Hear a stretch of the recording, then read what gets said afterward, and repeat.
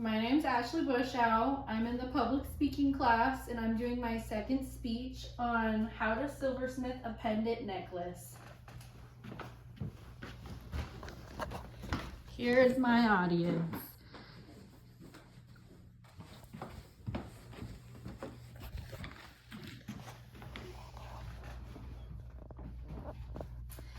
Imagine you're browsing through an antique store when you wander into the vintage jewelry section. Sitting in the display case is a sterling silver necklace with a glowing moonstone in the center. As you pick it up, the stone flashes shades of blue every time it catches the light. You flip over the price tag and your jaw drops. It costs several $100s. At first, the price tag might seem surprising, but once you understand the time, skill, and craftsmanship behind making a handmade pendant, it begins to make a lot more sense. A few years ago, I took a 4-week silversmithing course where I learned how to design, solder, polish, and finish handmade jewelry. That experience showed me that what seems like a complicated process is really just a series of simple steps. Whether you enjoy making crafts yourself or simply enjoy wearing jewelry, understanding this process gives you a greater appreciation for the time, skill, and patience behind every handmade piece of jewelry. Silversmithing a pendant necklace is beginner friendly when you break the process into 3 simple steps. First, I'll explain how the silver is shaped, then how the pieces are soldered together, and finally how the pendant is polished and the gemstone is set.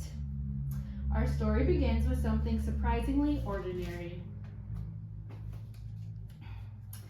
Instead of a beautiful necklace, imagine a plain sheet of sterling silver lying on a workbench beside a loose gemstone and a handful of tools. It's hard to believe, but this flat piece of metal is the beginning of every pendant. Just like following a recipe, the first step is gathering everything you need before you begin. For this project, that includes a sheet of sterling silver, a polished gemstone, a jeweler's saw, metal files, sandpaper, a torch, and polishing supplies. Before any cutting begins, the gemstone is placed on the silver and traced with a marker. That outline becomes a guide for creating the pendant. Next comes one of my favorite tools, the jeweler's saw. Unlike the saw that you might use to cut wood, this blade is thinner than a sewing needle. Because it's so delicate, it can cut tiny curves and detailed shapes that ordinary saws can't. Once the outline has been carefully cut, the silver begins to resemble a pendant. The edges, however, are still rough. Using metal files and sandpaper, each edge is smoothed until it feels clean and even. If you want to add personality to the design, this is also the time to create texture with small hammers or metal stamps. At this point, the pendant has a shape, but it isn't complete. The gemstone has nowhere to sit and none of the pieces are connected. That's where soldering comes in. If you've never watched someone solder jewelry before, it almost looks like magic. The first step is cleaning every piece of silver. Even a fingerprint can leave behind oils that keep the solder from sticking, much like tape won't stick well to a greasy surface. Once everything is clean, a liquid called flux is brushed onto the silver. Flux acts like a protective shield while the metal is heated and helps the solder flow where it's supposed to. Next, the bezel is placed onto the pendant. The bezel right there is simply a thin strip of sterling silver that's shaped to fit perfectly around the gemstone. I like to think of it as a custom-made picture frame that will eventually hold the stone securely in place. Tiny pieces of silver solder, are then placed where the bezel meets the pendant. Silver solder is a silver alloy that melts at a lower temperature so it can permanently join the pieces together without melting the pendant itself. With everything in place, it's finally time for the torch. Slowly heat the entire pendant until the silver begins to glow a soft cherry red. Then, almost instantly, the tiny pieces of solder melt and race through the seam like water soaking into a paper towel. You can see right there. Within seconds, the separate pieces become one solid piece of metal. After the pendant cools, it's placed into a warm cleaning solution with a funny name, pickle. Despite the name, there aren't any cucumbers involved. The pickle removes the dark oxidation left behind by the torch and reveals clean silver underneath, pickled and unpickled. At this point, the hardest part of the process is complete. The pendant has survived the heat, the pieces are permanently joined together, and it's finally beginning to look like real jewelry. All that's left is adding the shine and, of course, the gemstone that everyone notices first. Although the pendant is finally one solid piece, it still doesn't look like the necklace you admired in the antique store. The surface is covered with small scratches from cutting and filing, and it is dull and cloudy in appearance. Before the pendant is finished, those imperfections have to disappear.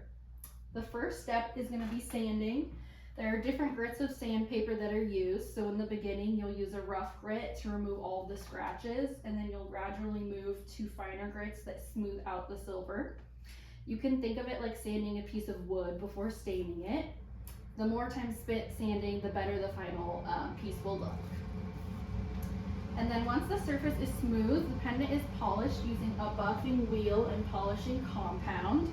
As the wheel spins against the silver, the dull finish slowly disappears and it's replaced by a bright mirror-like shine, like you can see down there. The silver is finally shining, but one important piece is still missing, the gemstone. The polished gemstone is carefully placed inside the bezel that was soldered into the pendant earlier. Using a tool called a bezel pusher, which is that right there, you slowly press the thin strip of silver over the edges of the stone. The pressure has to be even all the way around, otherwise the gemstone will start to crack. When it's finished, the bezel hugs the stone tightly enough to keep it in place without using a single drop of glue. The final step is attaching a jump ring, which is simply a small metal loop.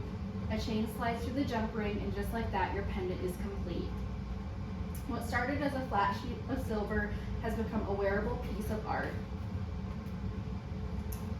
Today, we follow the journey of a sterling silver pendant from a simple sheet of metal to a finished necklace. Along the way, we shape the silver, permanently join the pieces together through soldering, polish away every scratch, and finally secured the gemstone inside the bezel. When I first signed up for a silversmithing class, I thought I was simply learning how to make jewelry. Instead, I gained a whole new appreciation for the craftsmanship hidden behind every handmade piece. I learned that every careful cut with the jeweler's saw, every pass of the torch, and every minute spent polishing contributes to the finished necklace someone eventually wears. So the next time you're browsing through an antique store and find yourself admiring a beautiful handmade pendant, I hope you'll look at it a little differently. Instead of seeing only a piece of silver with a price tag attached, you'll see the story behind it, the patience, precision, and creativity that transformed an ordinary sheet of silver into something beautiful. Thank you.